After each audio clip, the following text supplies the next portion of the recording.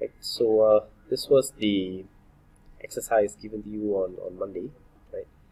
And technically we already did this when we did the ask the question and then ask for the 5 students and then just displace them just like that, right?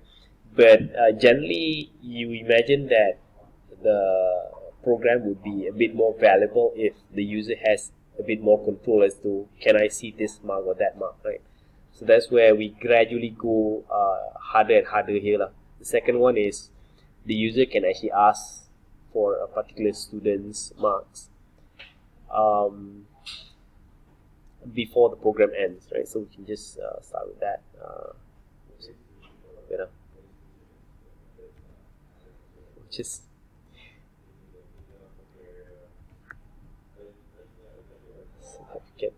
get this immediately, and won't have to retype that. Oopsie. Right. So first and foremost, we just declare the integer, right? For example, integer marks. For example, and then we just say, we'll be expecting 5 different ones here, right? And we might want to have some form of a counter, right? So counter,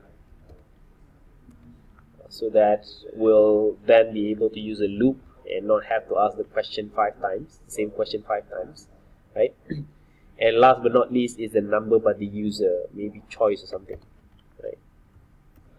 I'm expecting that these will be the 3 variables that I'll be using, right? I might be wrong. I might be using more than these 3, right?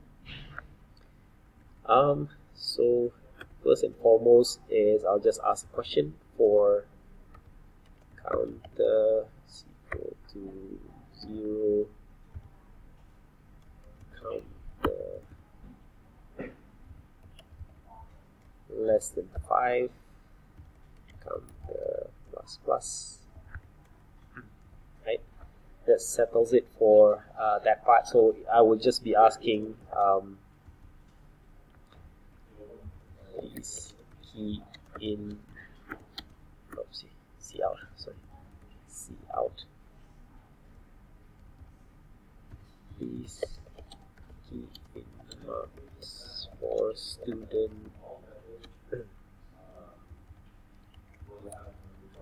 +1, right? And then we just get that value, C in marks, right? So you remember that the value, or rather the variable marks, which is an array here, the array called marks, right, will actually start from element number 0. So it will be marks 0, marks 1 until marks 4, right? So for that we actually use counter. Similarly, counter will go from 0 until less than 5 is 4, right? Whereas here we don't want to ask please key in marks for student 0, right? This will confuse the user. So we say please key in marks for student 1. So to be able to display that, we just do counter +1. That's all there is to it, right? And then we carry on with the question proper. Displays the marks for a student as requested by the user. So next we can ask the user cout. We start off with a /n. Please key in student number to display marks.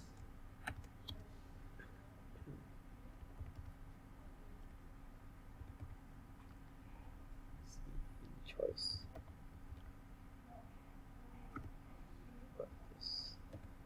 Right. So now we just ask the user, hey, which one would you like to display, right?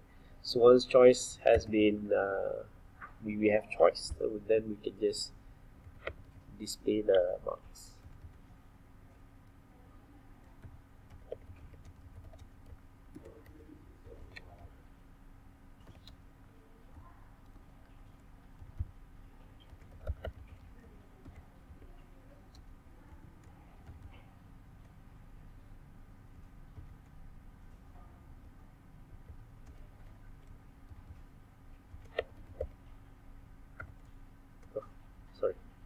marks for student choice.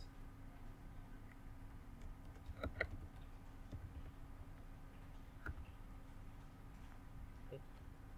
So then we just say marks for student. So again, here is where we need to be sharp that the user will perceive things differently from the computer. Computer will rely on the array. So student 0 or marks 0 is actually student 1, marks 1 is student 2, and so on. So when the user inputs the choice, it is with regards to students number 1 until 5, whereas when we want to display it, it would be marks number 0 until 4. Right? So we have to have this -1 or -1. Right? We'll see if this works. Oopsie. Before C8 there, I forgot this is a very common mistake. Not having the semicolon. Right, marks for student 1. Perhaps I should have a colon there as well, and maybe some space.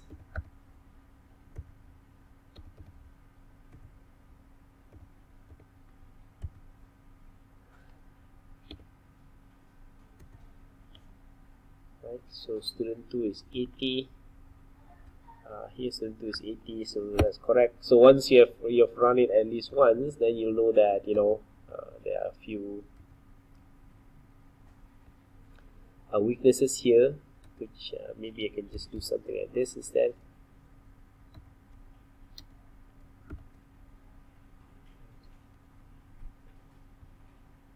Right, so this is aesthetics purpose, so we have something along something like this instead. Right.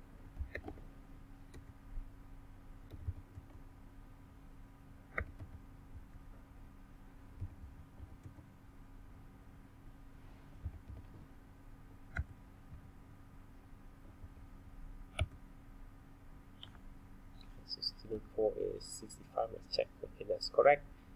Just press enter to exit the console. And so that is question 2. This one here accepts the marks of 5 students and displays the marks for all students requested by the user.